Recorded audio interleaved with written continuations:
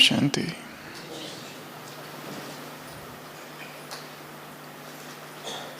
दो रहस्यमयी घटनाओं से इस क्लास की शुरुआत करेंगे।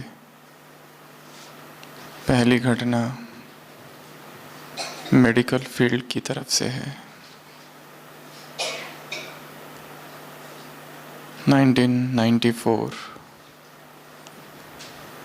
American academy of forensic sciences की एक मीटिंग की एक पार्टी में वहाँ के जो प्रेसिडेंट थे डॉक्टर बिल हार्पर, उन्होंने अपने जीवन में हुई एक रहस्यमय घटना के विषय में बताया। उन्होंने बताया कि एक ऐसा केस उनके जीवन काल में आया। एक व्यक्ति था रोनाल्ड ओपस नाम का, जिसने खुदकुशी कर ली। 10वीं मंजिल से वो कूद गया और उसने एक सुसाइड नोट छोड़ा था जिसमें लिखा था कि मैं जीवन से बहुत उदास और दुखी हूँ, इसलिए खुदकुशी कर रहा हूँ। केस बहुत सिंपल था कि व्यक्ति ने खुदकुशी की है, सुसाइड नोट भी छोड़ा है, 10वीं मंजिल से गिरा है। इसमें तहकीकात करने की कौन सी बात है? परंतु फॉरेंसिक एग्जामिनेशन में पता चला कि नीचे दूसरी मंजिल पर एक सेफ्टी नेट लगा हुआ था और वो व्यक्ति उस सेफ्टी नेट पर गिरा। भले उसकी मंशा मरने की थी, परंतु क्योंकि एक जाली नीचे लगी हुई थी दूसरी मंजिल पर, तो उसकी मृत्यु जो हुई है वो गिरने के वजह से नहीं हुई है। केस आगे बढ़ा, पता चला कि उसको गोली लगी है। तो फिर अब ये सुसाइड का केस नहीं रहा, होमिसाइड का केस हो गया। फिर पता चला धीरे धीरे कि गोली 9वीं मंजिल से चलाई गई है और फिर धीरे धीरे पुलिस वहाँ पहुँचे तो 9वीं मंजिल पर एक दाम्पत्य रहते थे, एक बूढ़ा व्यक्ति और एक उसकी बूढ़ी पत्नी। तो तहकीकात में पता चला कि उस बूढ़े व्यक्ति ने गोली मारना चाही थी अपनी पत्नी को, पर पत्नी को न लगकर वो गोली जो ऊपर से कूद रहा था 10वीं मंजिल से, उसके सिर पर जाकर लग गई।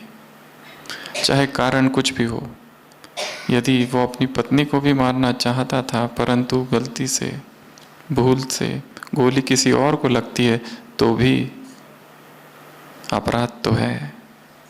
परंतु वो पति और वो पत्नी दोनों कहते हैं कि नहीं नहीं, ऐसा कुछ नहीं है, क्योंकि वो पति कहता है कि हमारा तो हमेशा ही झगड़ा होते रहता है और मैं हमेशा ही इसे डराता हूँ बंदूक से, परंतु मेरी बंदूक में कभी भी गोलियां नहीं रहती है। इसके लिए गोली उस दिन कैसे आई मुझे पता नहीं, क्योंकि मेरी बंदूक में कभी भी गोली नहीं रहती है। केस और आगे बढ़ा, पता चला एक दूसरा गवाह मिला, उसने कहा कि मैंने देखा एक व्यक्ति को उस बंदूक में कुछ हफ्ते पहले गोलियां भरते हुए। तो दोष उसका है जिसने उस बंदूक में गोलियां भरी थी। बाद में पता चला धीरे धीरे कि जिस व्यक्ति ने गोली भरी थी वो उन दोनों का ही बेटा था, उस दाम्पत्य का। और क्योंकि वो ड्रग एडिक्ट था और क्योंकि वो डिप्रेशन में था, वो पैसे मांगता था अपनी माँ से तो माँ नहीं देती थी, इसलिए उसे ये पता था कि पिताजी हमेशा माँ को धमकाते हैं इस बंदूक से, तो क्यों ना मैं उस बंदूक में गोली भर दूं। और एक लास्ट अल्टीमेट ट्विस्ट, बाद में पता चलता है कि वो बेटा वही है रोनाल्ड ओपस, जो ऊपर से खुदकुशी करने के लिए नीचे गिरा था। गोलियां उसी ने भर दी थी। ये एक पहली रहस्यमयी घटना है जो दिखाई कुछ और दे रहा था, परंतु वास्तविकता कुछ और थी। ऐसे ही चीन में एक बहुत प्राचीन कथा है कि एक लकड़हारा एक दिन थका मांदा लकड़ी काटते काटते भरी दोपहरी में थक गया और झाड़ के नीचे नींद लग गई। और नींद में उसने एक स्वप्न देखा। स्वप्न में उसने देखा कि एक जगह पर खजाना गड़ा हुआ है और वो स्थान उसने स्वप्न में देख लिया। और जैसे ही उसकी आँख खुली, उसे लगा कि ये खजाना दिन में लेना खतरा है, मैं रात में आके लूँगा इसको। परंतु वो सोचता है क्यों ना मैं जाकर उस स्थान को चिन्हित करूँ। तो वो वहाँ पहुँचता है, पहले देखता है खजाना है या नहीं है, और वास्तव में वहाँ खजाना होता है। तो अपना एक डंडा वहाँ गाड़ देता है, सोचता है रात में जाऊँगा। घर आ जाता है, सोता है। रात होती है, मध्य रात्रि होती है, रात को 12 बजे जाता है। देखता है डंडा तो वही है, पर जमीन किसी ने खोद दी है और वो खजाना वहां नहीं है। यदि वो स्वप्न होता तो खजाना कहाँ चला गया? उसी समय एक दूसरा व्यक्ति होता है, वो भी स्वप्न देखता है शाम को, और स्वप्न में वो देखता है कि एक लकड़हारा जमीन के नीचे गड़ा हुआ खजाना देख रहा है और उसने एक डंडा गाड़ दिया है। तो वो दूसरा व्यक्ति रात में जल्दी निकल कर जाता है, देखता है डंडा है, खजाना देखता है खजाना भी है, और वो खजाना निकाल कर लेके चला जाता है। और ये लकड़हारा आधी रात को पहुंचता है तो देखता है डंडा तो है परंतु खजाना नहीं है। लकड़हारा अपनी पत्नी से सुबह उठकर कहता है, वो रात में वापस आ जाता है, सो जाता है। सुबह उठकर पत्नी से कहता है कि मैंने एक स्वप्न देखा था, स्वप्न में खजाना देखा, मैं वहाँ पर अपना डंडा गाड़ कर आया, और जब आधी रात को खजाना देखने गया, डंडा था पर खजाना नहीं था। तो ये क्या था? मेरा स्वप्न था या फिर सत्य था? यदि स्वप्न था तो डंडा तो था और खजाना निकाला हुआ था, तो फिर ये स्वप्न कैसा? जो दूसरा व्यक्ति जो खजाना लेकर आता है, वो भी सुबह सुबह अपनी पत्नी से कहता है, मुझे पता नहीं है क्या है, स्वप्न था या सत्य था। स्वप्न में मैंने देखा एक लकड़हारा जमीन में खजाना देख रहा है और डंडा गाड़ा, और मैं गया तो डंडा था और खजाना भी था, और खजाना तो मैं लेके आया हूं, तो स्वप्न कैसे हो सकता है? पत्नी कहती है, शायद तुमने स्वप्न देखा होगा। परंतु हाँ, वो दोनों बहुत ईमानदार होते हैं और कहते हैं हमें ये खजाना राजा को दे देना चाहिए। और वो दोनों वो खजाना राजा को देते। तब तक लकड़हारे ने भी अपनी कंप्लेंट नोंद कर दी है कि स्वप्न में मुझे खजाना दिखा और सुबह नहीं था, परंतु डंडा था। राजा सोचता है सत्य क्या है? राजा भी बहुत न्यायकारी होता है, वो खजाना दोनों में बांट देता है। सभा पूरी होती है, राजा घर आता है, सो जाता है। आधी रात को उठकर वो अपनी पत्नी को सुनाता है ये घटना कि मुझे ये समझ में नहीं आ रहा है कि ये दोनों में से सत्य कौन है, और क्या ये स्वप्न था? राजा की पत्नी कहती है, सो जाओ, शायद तुमने स्वप्न देखा होगा।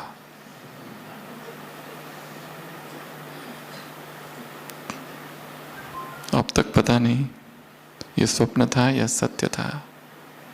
जीवन रहस्यमयी है, ड्रामा अत्यंत रहस्यमयी है। इसकी जो घटनाएं घट रही है, जो दिखाई दे रहा है, उन सामान्य सी घटनाओं के पीछे असाधारण से रहस्य छिपे हैं। क्या वो रहस्य है? क्या मनुष्य उन्हें कभी जान पाएगा? ये भी एक प्रश्न है। तो आज की मुरली में बाबा ने बहुत से रहस्य खोले हैं, और एक एक रहस्य ऐसा है कि मनुष्य उसे समझना चाहे तो भी शायद संभवतः समझ न पाए।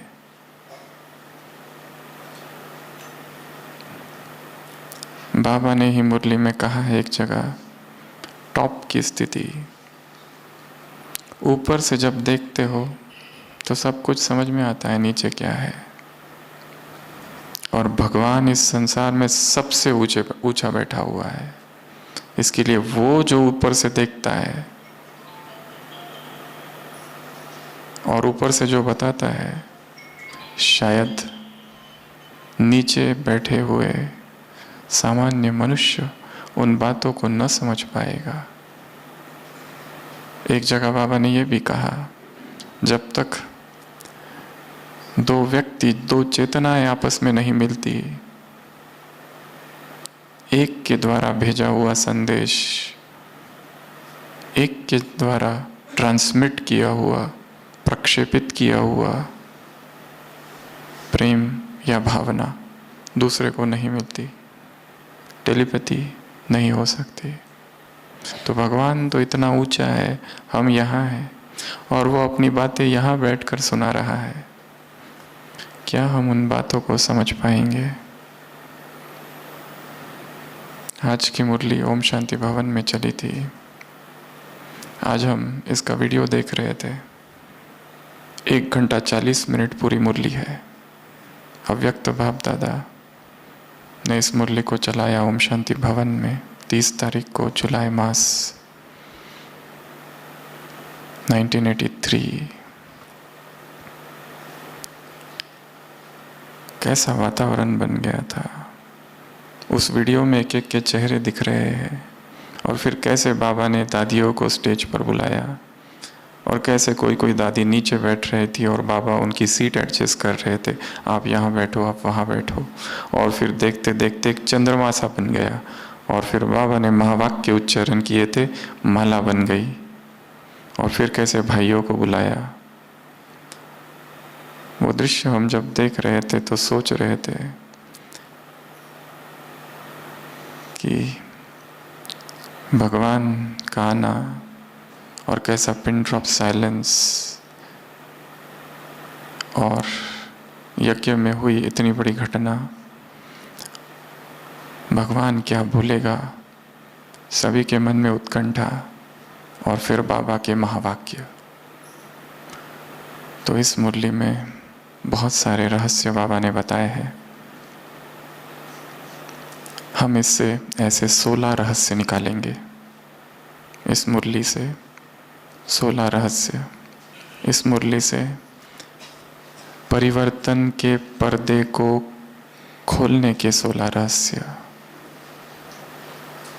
परिवर्तन का पर्दा उठेगा।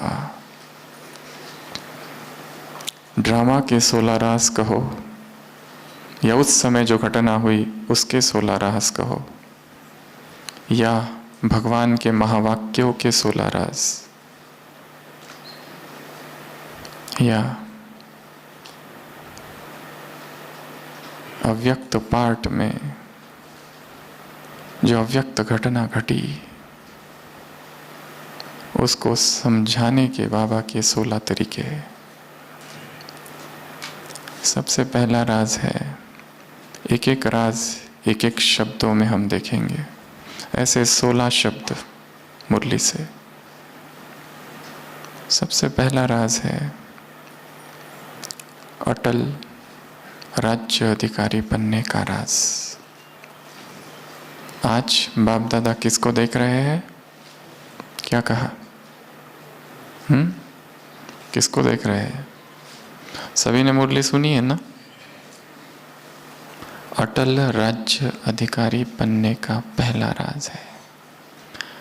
यदि अटल राज्य अधिकारी की प्रारब्ध चाहिए, यदि अटल राज्य अधिकारी बनना है, तो अटल अचल स्थिति, अचल संस्कार यहां बनाने पड़ेंगे।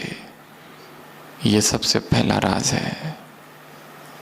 यदि उधर सतयुग में अटल राज्य चाहिए, अटल प्रारब्ध चाहिए, तो यहाँ पर स्थिति अचल हो, अटल हो, विजयी हो। दीदी का उदाहरण बाबा ने बीच में दिया है। जैसे वो अटल थी, जैसे वो अचल थी, अडोल थी और विजयी थी। और यदि तुम चाहते हो कि तुम्हारी याद उस तक पहुंचे, तो तुम्हारी और उसकी फ्रीक्वेंसी मैच करनी चाहिए, सिंक होना चाहिए।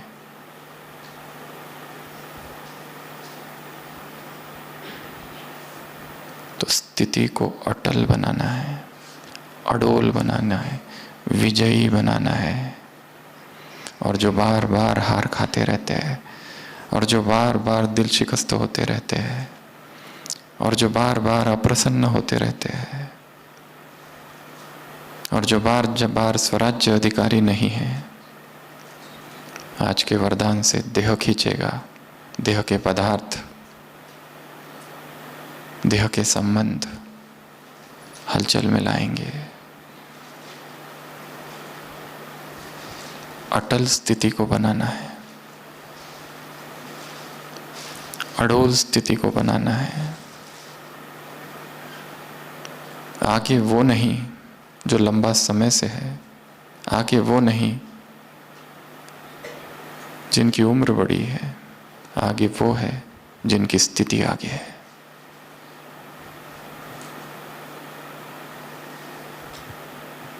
इसको अपना संस्कार बनाना है। बाबा ने कहा है अटल बनने के संस्कार धारण करो।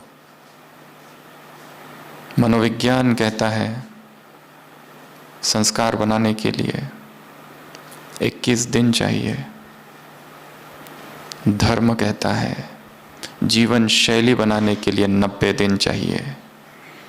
इस सिद्धांत को 21/90 सिद्धांत कहा जाता है। 21/90 का सिद्धांत। यदि आदत डालनी है, शुरुआत 3 दिन से, फिर 7 दिन, फिर 21 दिन। 21 दिन यदि कोई चीज़ कर ले तो आदत बन जाएगी। परंतु जीवन शैली यदि बनाना है तो उसी को 3 मास तक खींचना पड़ेगा, तो वो जीवन शैली बन जाएगी। 20/90 प्रिंसिपल। कोई भी नई आदत डालनी है, किसी भी चीज को जीवन बनाना है, तो इस प्रिंसिपल पर काम करना है। शुरुआत 3 दिनों से करें, फिर 7 दिन, फिर 21 दिन और फिर 3 मास। जैसे जैसे एक एक टारगेट पूरा होता है, खुशियां मनाने में समय व्यर्थ नहीं गंवाना है, अगला टारगेट फिक्स करना है। चाहे वो अमृत वेला हो, चाहे मुरली का मंथन हो, चाहे बीमारी में अचल अडोल स्थिति हो, चाहे कोई आदत हो। कल कहा था बीमार हो तो किस में आ जाओ, डोली में बैठकर मुरली सुनने आ जाओ। संभालना स्वयं को, 2 बार ज्ञान स्नान करना। रॉयल व्यक्ति 2 बार स्नान करते हैं। मुरली 1 घंटा पढ़ना और फिर उसको रिवाइज करना। आदत डालनी पड़ेगी, संस्कार बनाना पड़ेगा। 3 दिन, 7 दिन, 21 दिन, 90 दिन। ऐसे ही चिल्लाने से नहीं होगा। हमारा अमृत वेला नहीं होता, मुरली याद नहीं रहती, क्या करे। रोने से कोई तीव्र पुरुषार्थी नहीं बन जाता, और ना ही रोने से कभी संस्कार धारण होते हैं। प्रयत्न करना पड़ेगा, विचार करना पड़ेगा, संकल्प करना पड़ेगा, मेहनत करनी पड़ेगी, रक्त, आंसू और पसीना बहाना पड़ेगा।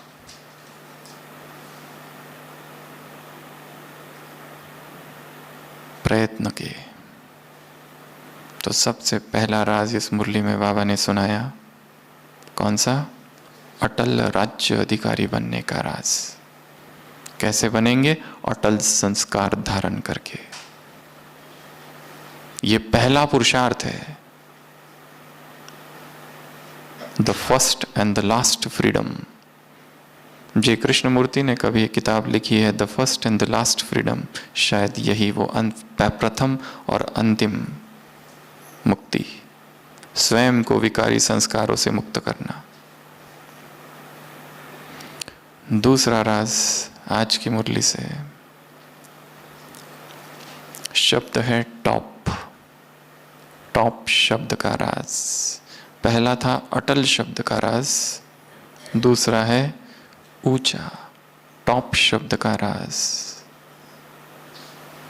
जब ऊंचाई में होते हैं तो क्या हो जाता है? ऊंचाई के क्या फायदे हैं? 5 फायदे, मुरली में नहीं है। ऊंचाई के फायदे हैं। ऊंचे स्थान पर खड़े होकर क्या फायदे होते हैं? सबसे पहला फायदा, नीचे का सब कुछ दिखाई देता है। Panoramic view, bird eye view, विहंगम दृष्टि। हम जीवन में यहाँ है और यहीं से देख रहे हैं जीवन को, नहीं देख पाते कहाँ क्या गड़बड़ हो रही है। ऊंचे उठ जाओ यहाँ पर, यहाँ से जब देखोगे तो एक विहंगम bird eye view, panoramic view, सब कुछ दिखेगा। ये भी दिख जाएगा यहाँ गड़बड़ है, यहाँ गड़बड़ नहीं, यहाँ ये करना चाहिए, वहाँ वो करना चाहिए। चाहे वो सेवा केंद्र हो, चाहे मधुबन हो, चाहे ऑफिस हो, चाहे घर। ऊपर से देखना यहाँ से। तो पहला फायदा है ऊंचाई का, पैनोरामिक व्यू। दूसरा फायदा है चीजें बहुत छोटी दिखेगी, इतनी बड़ी नहीं दिखेगी, इतनी डरावनी नहीं दिखेगी जितनी वो नीचे बैठकर दिखती है, छोटी छोटी दिखेगी। तीसरा, ऊंचाई में माइंड खुल जाता है, नीचे बंद रहता है। ऊंचाई में प्रकृति का अद्भुत सानिध्य है, उस अद्भुत सानिध्य में मन खुल जाता है। जो नीचे सोच रहे समस्या, परिस्थिति, विघ्न के विषय में नहीं समझ में आ रहा है, परंतु जैसे ही पहाड़ी पर ऊंचे चले जाओ और वहां बैठकर खुले आकाश में उन्मुक्त गगन को देखते हुए और विचरते पक्षियों को देखते हुए और ठंडी हवाओं से बातें करते हुए सोचो, तो अचानक समझ की एक किरण चेतना के धरनी पर गिरेगी।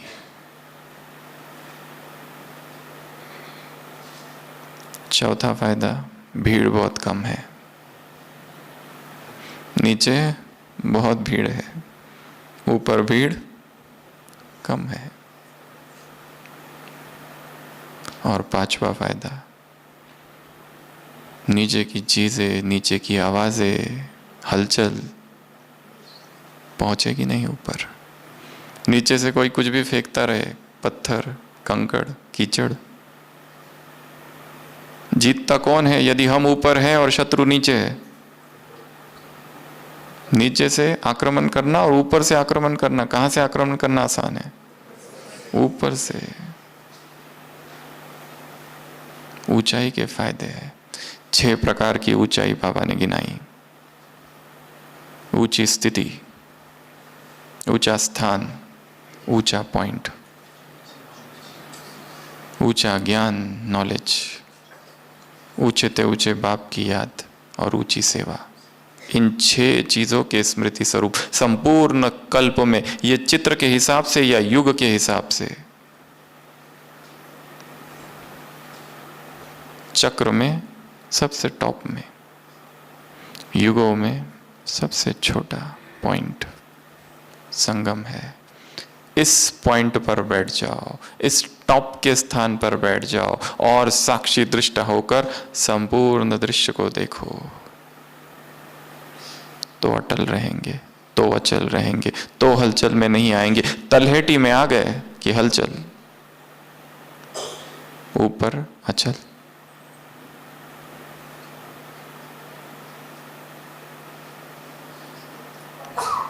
ऐसा निरंतर पर्वतारोहण चालू रहे।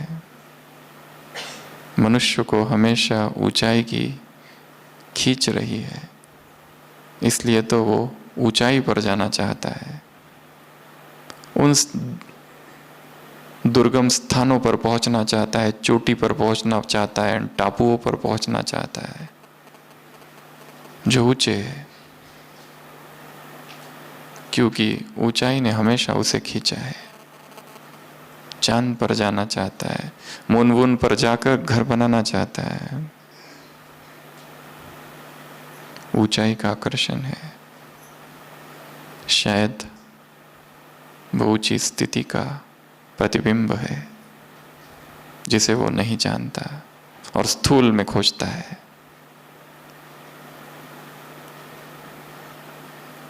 तो 6 की 6 चीजों को ऊंचा कर देना है, अपने स्थान को भी, स्थिति को भी, पॉइंट को भी। देहभान का पॉइंट सबसे लोएस्ट है, आत्म अभिमानी स्थिति सबसे ऊंचा पॉइंट है।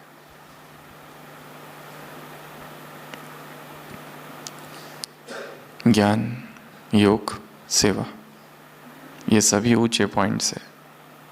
तीनों में स्वयं को बिजी रखना और साक्षी होकर ऊपर से सारे दृश्य को देखना, फिर समझ में आएगा डंडा किसने गाड़ा, फिर समझ में आएगा खजाना था या नहीं था, कहाँ गाड़ा है, स्वप्न है या सत्य है, जो हो रहा है क्या है। सब कुछ स्वप्नमयी है, भ्रमजाल है, रुण्य का पानी, ओएसिस, विलो द विप्स, मिराज। जो है वो नहीं है, ये मित्र, ये संबंध, ये घर, यहाँ सत्य क्या है वो ऊंचाई से दिखाई देगा। तो दूसरा राज क्या है? टॉप शब्द का राज। तीसरा राज समर्थ का राज, समर्थ स्थिति हो। हर एक पुरुषार्थी चाहता है, कौन सी इच्छा है हर एक पुरुषार्थी की? व्यर्थ से मुक्त हो जाए, पर हो नहीं पाता। अनायास व्यर्थ खींचता है, अनिवार्य रूपेण व्यर्थ की तरफ कशिश है। व्यर्थ के आघोष में चेतना लिपटी है। विधि क्या बताई समर्थ बनने की? राज क्या है समर्थ बनने का?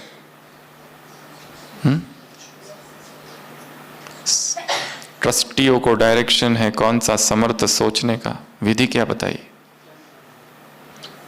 तन मन धन सब कुछ समर्थ बाप को दे देना, यह है विधि।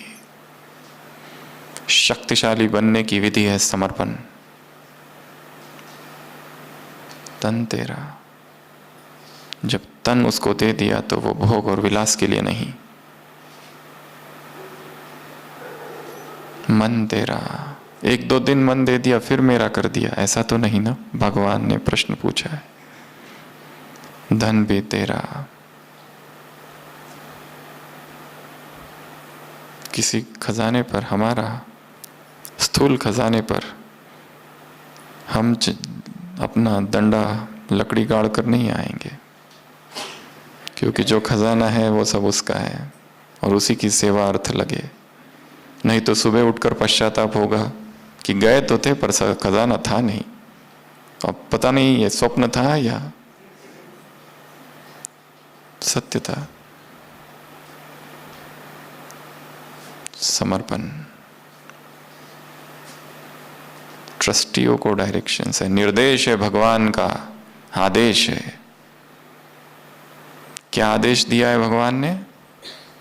सुप्रीम कमांडर आदेश दे रहा है, कह नहीं रहा है, बता नहीं रहा है, सजेस्ट नहीं कर रहा है, राय नहीं दे रहा है, कह नहीं रहा है देखो होता है तो कर लो। ऐसी भी मुरलियों में आता है, जितना हो सके याद कर लो। आज क्या कह रहा है? डायरेक्शन है, ऑर्डर है, ऑर्डिनेंस है समर्थ सोचने का। तो तीसरा रहस्य है समर्थ सोचना, समर्थ बनना, शक्तिशाली बनना। चौथा रहस्य सच्चा स्नेह। बकेट भर भर के आंसू बहाना सच्चा स्नेह नहीं है। यदि तुम आंसू बहा रहे हो तो वो दुख के खाते में जमा हो रहे, व्यर्थ के खाते में जमा हो रहा है।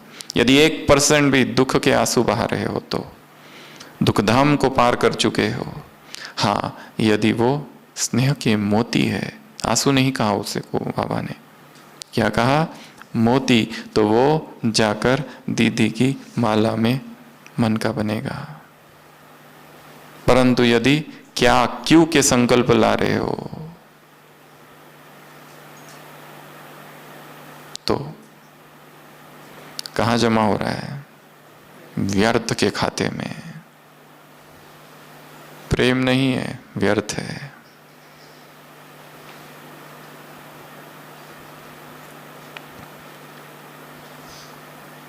ये चौथा रहस्य है। सच्चा स्नेह क्या है? स्नेह का सागर सिखा रहा है। सच्चे स्नेह की क्या परिभाषा है? स्नेह का सागर बतला रहा है। तो ये चौथा रहस्य। पांचवा रहस्य है मिठास का रहस्य। क्यों बुलाया? इस प्रश्न का रहस्य। क्यों बुलाया? दीदी को क्यों बुलाया? क्यों बुलाया? रोज की मुरली में क्या आता है? तुम्हें क्या बनना है? बहुत मीठा बनना है। क्यों बनना है मीठा? क्योंकि बाप को मीठे बच्चे बहुत प्रिय है। और जो मीठे होते हैं उनको क्या करते हैं फिर बाबा? तो कौन कौन मीठा बनना चाहता है? इतने सारे, तो समझ लेना आगे क्या होगा। मिठास तो बाबा को भी प्रिय है। मिठास की आवश्यकता तो बाप को भी है। यहाँ सभी को प्रिय थी, बाबा को भी प्रिय है, इसलिए मीठे को बाबा ने बुला लिया। क्यों बुलाया? इसका उत्तर भगवान ने यहाँ दिया। बहुत सारे प्रश्न तो सभी के मन में है। वातावरण उस समय थोड़ा सा नेगेटिव, थोड़ा सा दुख का। कईयों को दीदी ने जीवदान दिया, पालना की। माँ थी कईयों के लिए, नवजीवन प्रदान किया, ईश्वरीय जीवन को सींचा। सुना हमने कि जब तक दीदी थे यज्ञ में बहुत सी मौन भट्टियां चलती थी। तपस्या का एक अद्भुत सा वातावरण था।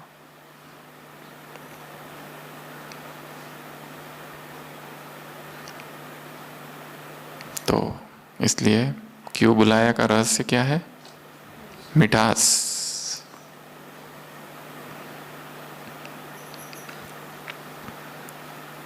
मीठा बनना, ये पांचवा रहस्य। क्यों बुलाया? छठवां रहस्य एडवांस पार्टी, गुप्त क्यों, यह रहस्य। बाबा ने बताया एडवांस पार्टी में 3 प्रकार की आत्माओं की आवश्यकता है। कौन कौन सी? कौन कौन सी? बहुत सारे संदेश आए थे, 13 दिन तक संदेश चले थे आगे। 13वें दिन दीदी दादी के तन में आए थे, ऐसा हमने सुना है। बोले नहीं, दृष्टि दी थी 13वें दिन। और उन संदेशों में बहुत सारे राज थे। द 4th पिलर, कृष्ण के माँ बाप, राधा के माँ बाप, 3 आ गए थे, चौथे की आवश्यकता थी। फर्स्ट जनरेशन देवता है, उनका गर्भ कैसे पवित्र होगा, उसके रहस्य उन संदेशों में थे। 1 मास तुम ब्राह्मणों ने योग किया, दीदी कोमा में थे, आपके वाइब्रेशंस।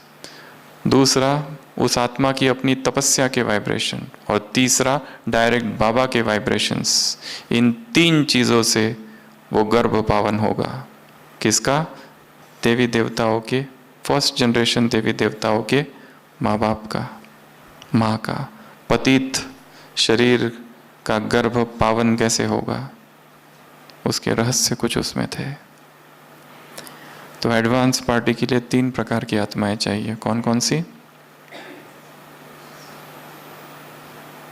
बोलिए, कौन सी? सबसे पहले तो आदिकाल की आदि रत्न आत्माएं। दूसरा, विशेष योगी आत्माएं जो अपना योग का प्रभाव डाल सके। और तीसरा भाग्य विधाता के भागीदार, ब्रह्मा बाबा के भागीदार, पार्टनर्स। ये 3 प्रकार की आत्माएं कहाँ चाहिए? Advance party. श्रेष्ठ योग बल, श्रेष्ठ विधि और श्रेष्ठ आत्माएं। तो ये 6वां राज। 7वां राज, अष्टरतन और 9 रतन। बाबा ने कहा, बाबा नहीं बताएंगे, पाठ ही प्रत्यक्ष करेगा नंबर को। कितना सूक्ष्म राज है। बाप नहीं बताएंगे अष्टरतन कौन, पाठ ही प्रत्यक्ष करेगा नंबर को।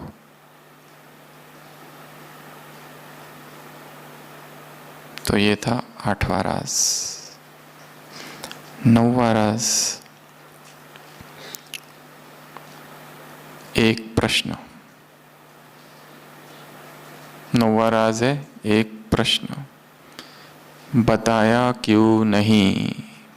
बाबा को प्रश्न पूछा गया कि दीदी जाने वाली है, ये आपने बताया क्यों नहीं? क्या उत्तर दिया भगवान ने? 3 उत्तर दिए। बताया क्यों नहीं? बताना चाहिए था। कितना योग का वातावरण, योग भट्टी चल रही थी 1 मास तक।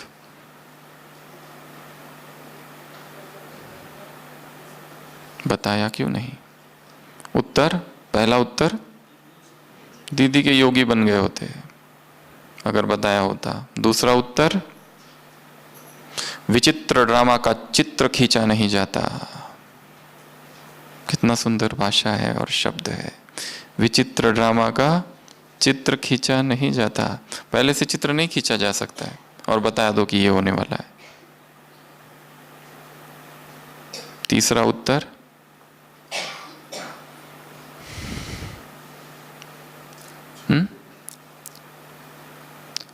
हलचल अचानक का पेपर है, पहले थोड़ी बताया जाता है। और भी 2-3 बातें कही।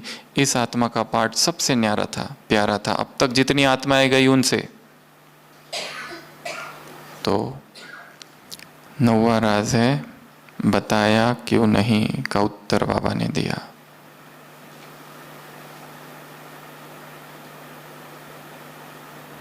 दसवां,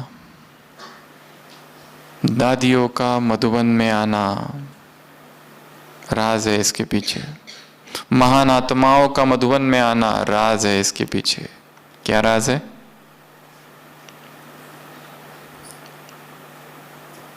बोलो ना,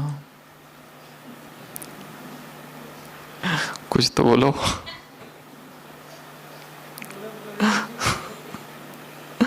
सभी ने सुनी है ना मुरली? कल कहा था मुरली में 1 घंटा मुरली पढ़ो और फिर शाम को रिवाइज करो, बोला था ना?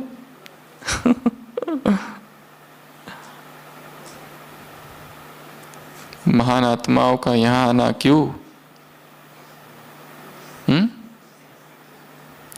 दादियों का यहां आना अर्थात क्या? सारी दादियाँ आई। वीडियो में बहुत सुंदर दिखाया, बाबा ने सभी दादियों को बुलाया और ऐसे बैठ गए। तो बाबा ने कहा, दादियों का यहाँ आना अर्थात क्या?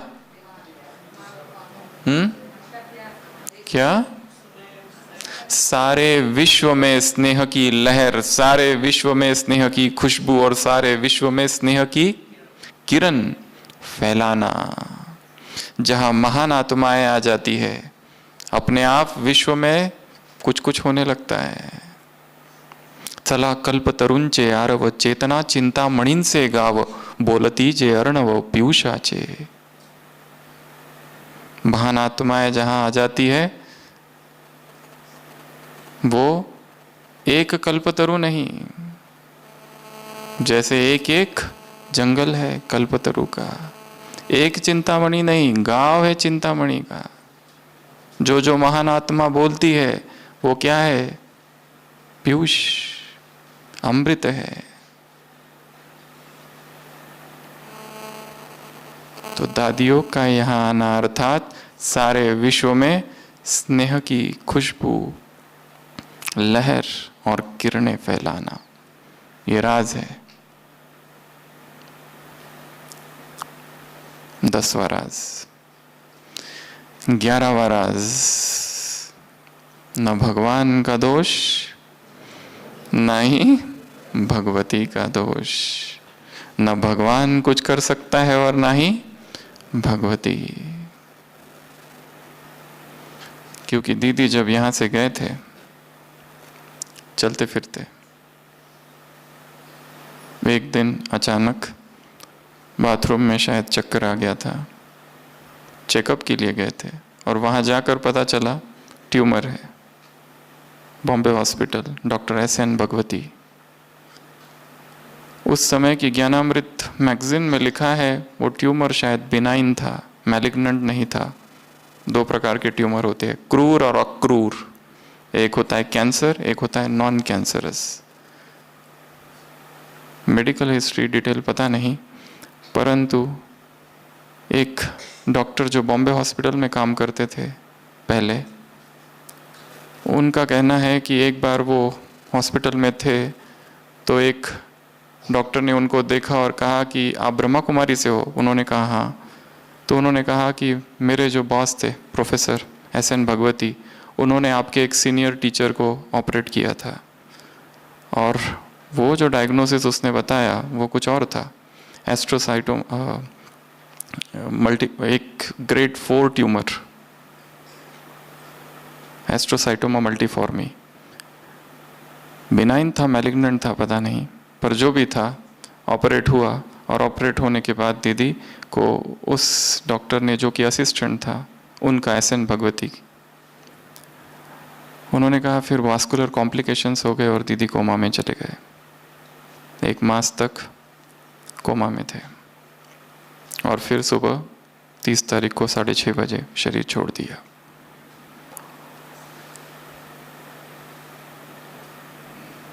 थोड़ा सा वातावरण इस तरह का था जो बाबा ने मुरली में भी कहा।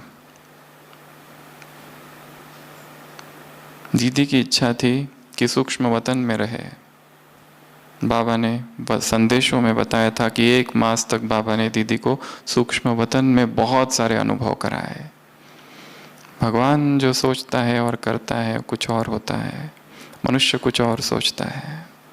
बाबा ने कहा उस डॉक्टर का तो बहुत स्नेह था, माँ समझता था दीदी को। अभी अभी शरीर छोड़ा है उन्होंने 2013 में। तो ड्रामा राजों से भरा हुआ है। मृत्यु का समय, हर एक की मृत्यु का समय, स्थान और कारण निश्चित है। समय, स्थान और कारण निश्चित है। महात्मा बुद्ध के जीवन में वर्णन है, अंतिम 6 वर्ष बहुत पीड़ा में गए, 6 मास। एक दिन एक गरीब किसान ने उन्हें भोजन के लिए बुलाया और सबसे पहले आमंत्रण उसने दिया। बहुत दिनों से आमंत्रण दे रहा था परंतु पहले नहीं था वो, इसके लिए इस बार वो सुबह सुबह चला गया अमृत वेला और महात्मा बुद्ध को आमंत्रण दिया कि मेरे घर आइए आप भोजन के लिए। महात्मा बुद्ध उसके घर भोजन के लिए जाते हैं। वो इतना गरीब बिहार का रहने वाला किसान, खाने के लिए कुछ नहीं, रोटियां, तो वो वहाँ से मशरूम कुकुरमुत्ता जिसको कहते हैं, वो सड़ा हुआ शायद होता है और शायद जहरीला हो चुका होता है, उसी को लेके आता है,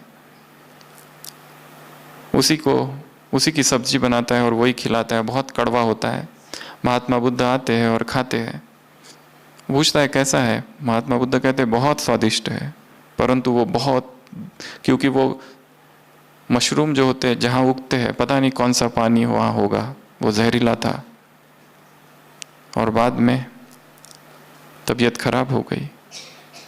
महात्मा बुद्ध ने कहा कि धन्य है वो किसान कि जिसने मुझे अंतिम भोजन खिलाया, और उनकी मृत्यु हुई, परंतु उन्होंने कहा मुझे कोई मार नहीं सकता क्योंकि मैंने अमृत को पा लिया है और कोई ना कोई तो कारण बनेगा ही। इस तरह के वर्णन इतिहास में भी है।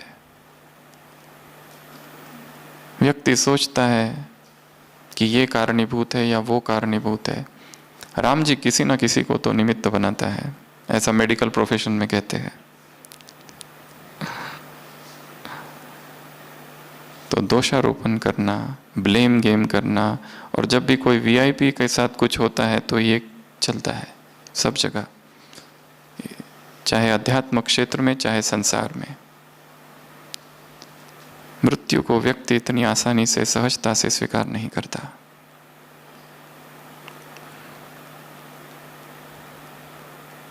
किसी व्यक्ति ने स्वप्न में, राजा ने देखा कि एक काली छाया आई और उसने कहा कल शाम को मैं तुम्हें लेने आ रही हूं।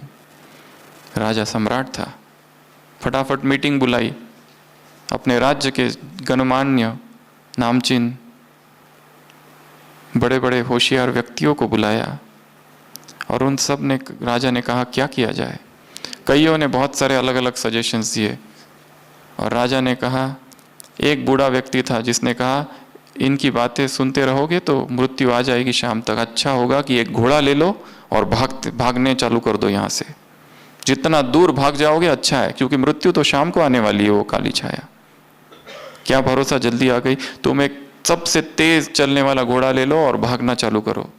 तो राजा अपना तेज घोड़ा लेता है और इतना तेजी से भागता है, इतना तेजी से भागता है, दोपहरी हो जाती है, भागते जाता है और एक ऐसे निर्जन स्थान पर पहुंचता है। शाम हो जाती है और वहां अपना घोड़ा खड़ा करता है और खड़ा होता है और सोचता है कि वाह, घोड़े को भी धन्यवाद देता है कि तेरी वजह से आज मेरी जान बच गई, कि मैं इतना दूर भाग के आ गया। और थोड़ी देर में एक दूसरी आवाज सुनता है, एक काली छाया, वो भी घोड़े को धन्यवाद कर रही है। वो कहती है कि तेरा बहुत धन्यवाद, मुझे तो पता ही नहीं था कि राजा इतनी दूर आ भी सकेगा, तेरी वजह से आया, मैं कब से सुबह से यहीं पर बैठकर इंतजार कर रही हूं। मुझे तो भरोसा ही नहीं था कि राजा इतना भागेगा, क्योंकि मृत्यु का स्थान और जिस घटना में, जिस स्थान पर वो बैठा था, जहां उसको मैंने बताया जाकर, इतना लंबा रास्ता, विश्वास ही नहीं था। तेरी बहुत मैं कृतज्ञ हूं, घोड़े के प्रति छाया कहती है। और राजा को कहती है आखिर तुम आ ही गए, कोई बच नहीं सकता। स्थान, समय और कारण निश्चित है। इसके लिए बाबा ने कहा उसके प्रति कोई संकल्प नहीं चलाना।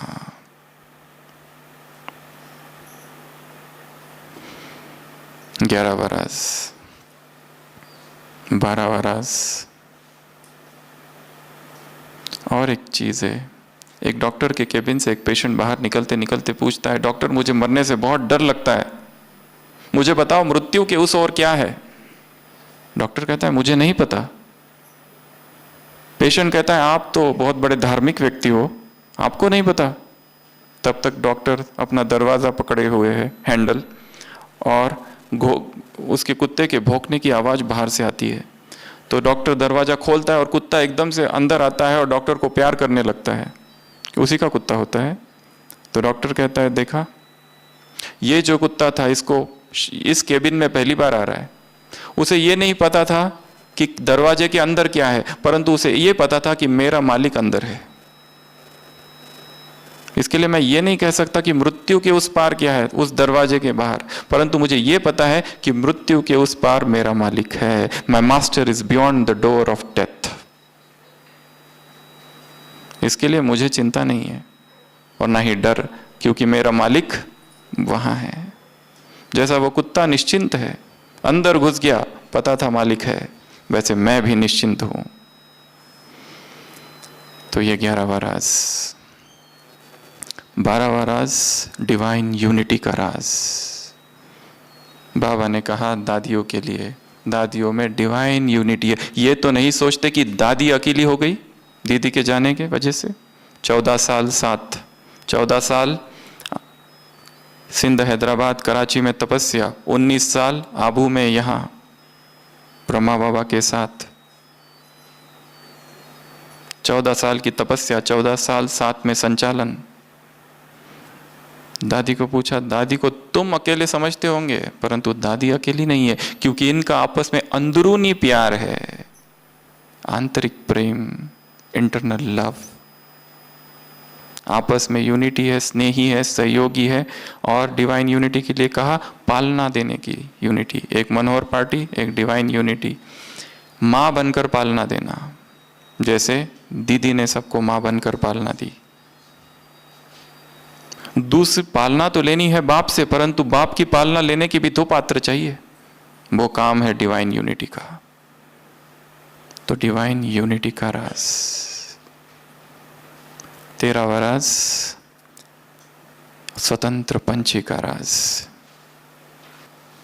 ताली बजाए और उड़ना, किसी भी स्थान में और विशेष सेवा में भी ना अटकना, यह है स्वतंत्र पंछी बनना। सेवा ही पिंजड़ा ना बन जाए, सेवा ही बंधन ना बन जाए, सेवा ही भेड़िया ना बन जाए, स्थान ही बंधन ना बन जाए। स्वतंत्र पंछी की परिभाषा बाबा ने दी है, स्वतंत्र पंछी। तो स्वतंत्र पंछी का राज। एक और राज रह गया था, दीदी की विशेषताओं का राज। 4 विशेषताएं बाबा ने गिनाई। 1, सेवा में उमंग उत्साह। 2, सहयोगी, योगी, प्रयोगी। चारों ही गुण हमें अपने अंदर धारण करने हैं। योगी भी बनना है तो उसका प्रयोग भी करना है, सहयोगी भी बनना है, और सेवा में उमंग उत्साह, ये भी एक राज है। और फिर अंतिम 3 राज है, पांडवों से मुलाकात। सभी भाइयों को बाबा ने, वरिष्ठ भाइयों को स्टेज पर बुलाया और सबसे पहला एक राज उसमें बताया, कंबाइंड। शिव शक्तियों की शक्ति है, परंतु आपकी भी विशाल शक्ति है, कंबाइंड चतुर्भुज। स्वयं को क्या समझना है? चतुर्भुज, कंबाइंड, जैसे शिव शक्तियां है, और शक्तियों के साथ मिलकर काम करने वाले, तभी सफलता होगी, नहीं तो सफलता नहीं होगी। कितना सूक्ष्म राज है सेवाओं का। भाइयों को बता रहे बाबा कि बहनों से मिलकर सेवा करनी है। उदाहरण सबसे बड़ा तो दादी और दीदी के बीच का ही है कि इतने साल साथ में 14 साल तक संचालन किया, कोई एक रिपोर्ट नहीं है कि कभी झगड़ा हुआ, अनबन हुई, कुछ भी नहीं। यहाँ बाबा भाइयों से कह रहे कि आपको शक्तियों के सहयोगी बनना है। दादी क्या सहयोगी बनना है? बुझाए हो तो मिलकर सेवा करनी है, चाहे मधुबन में, चाहे सेवा केंद्र में, या और कहीं जगह, तब सफलता होगी। ये सफलता का रहस्य है। 14वां 15वां राज, ताज, जिम्मेवारी का ताज। ऐसा नहीं कि बस वही करेंगे, स्वयं को भी जिम्मेवार समझना है। यह जिम्मेवारी का ताज पहनना है, तब सफलता होगी। एक पर नहीं छोड़ देना है, हर एक को समझना है इस यज्ञ की मैं ईंट हूं। एक भी ईंट कम होगी तो यज्ञ का किला हिलेगा। इसके लिए एक एक अपने आप को जिम्मेवार आत्मा समझे। एक एक की प्यूरिटी से प्यूरिटी का भवन बनेगा। एक एक के संकल्प से संकल्पों की महान विशाल इमारत बनेगी। एक एक की भावनाएं, एक एक की दृष्टि, वृत्ति, सब कुछ महान चाहिए। और अंतिम राज 16वां, संस्कार मिलन का राज। अभी संस्कार मिला हो तो जन्म जन्म महान आत्माएं फ्रेंड और संबंधी, फ्रेंड के फ्रेंड और संबंधी के संबंधी, श्रेष्ठ आत्माओं से संबंध रखना, फ्रेंडशिप रखना, संस्कार मिलन की रास करना। तो ऐसे ये टोटल 16 राज आज की मुरली में बाबा ने गिनाए। एक बार फिर से रिवाइज करेंगे। सबसे पहला, अटल अधिकारी, राज्य अधिकारी बनने का राज विधि है अटल संस्कार धारण करना। दूसरा राज, टॉप, ऊंचा, ऊंचाई के लिए 6 बातें, स्थिति, पॉइंट, स्थान, सर्विस, योग, ज्ञान। तीसरा, समर्थ, समर्थ का राज, उसके लिए विधि है अर्पण, समर्पण, समर्थ बाप को सौंप देना तन मन धन। चौथा राज, सच्चा स्नेह। तुम्हारा सच्चा स्नेह है तो सच्चा स्नेह स्नेह अर्पण करेगा, बाबा ने कहा है, दुख के आंसू नहीं, और स्वीकार भी नहीं होंगे। एक और बात इस मुरली में बाबा ने जो सिखाई है, सबसे महत्वपूर्ण बात जो बाबा ने सिखाई है, लास्ट में कहा संदेशवाहक के 2 काम है। संदेशवाहक आता है, संदेश देता है और चला जाता है। No advertisement, no social media पे प्रोपोगंडा। और दूसरा, संदेशवाहक कुछ भी स्वीकार नहीं करता है। वीडियो में दिखाया है प्रकाशमणि दादी भोग दे रहे हैं बाबा को, बाबा ने मना कर दिया, आज नहीं, स्वीकार नहीं करता, आज संदेश ही बनकर आया है बाबा। तो हम भी संदेशवाहक है, किसी से कुछ स्वीकार करने वाले नहीं, हम भी संदेशवाहक है, संदेश दिया और गायब, कोई नाम मान शान की कामना नहीं। ये 2 शिक्षाएं बाबा ने दी है स्वयं के उदाहरण से। तो चौथा राज सच्चा स्नेह, पांचवा राज, पांचवा मिठास, छठवा एडवांस पार्टी का राज, सातवां अष्टरत्न, आठवां एक प्रश्न, और 9वां हमने लास्ट में बताया, वो था दीदी की विशेषता वो था लास्ट में, दीदी की 4 विशेषताएं तो बहुत है, आप पढ़ लेना। चौथा, फिर 10वां यहाँ पर दादियों का क्यों आना हुआ। 11वां राज, ड्रामा का राज, ड्रामा राजों से भरा हुआ है, किसी का दोष नहीं, सभी एक्टर्स संपूर्ण निर्दोष है। ड्रामा बाप को पसंद है, तुम्हें भी पसंद आना चाहिए। उसके बाद में 12वां डिवाइन यूनिटी, 13वां स्वतंत्र पंची, 14वां कंबाइंड, 15वां जिम्मेवारी का ताज, और लास्ट संस्कार मिलन की रास। ऐसे अटल राज्य अधिकारी आत्माओं को, ऐसे अटल स्थिति में रहने वाली आत्माओं को, ऐसे निश्चय बुद्धि निश्चिंत आत्माओं को, निश्चय बुद्धि या निश्चिंत रहने वाली आत्माओं को त्रिमूर्ति याद प्यार बाबा आज दे रहे। तो ऐसी निश्चय बुद्धि विजयी आत्माओं को बाप दादा का याद प्यार, गुड नाइट और नमस्ते। हम रूहानी बच्चों की रूहानी बाप दादा को याद प्यार, गुड नाइट और नमस्ते। ओम शांति।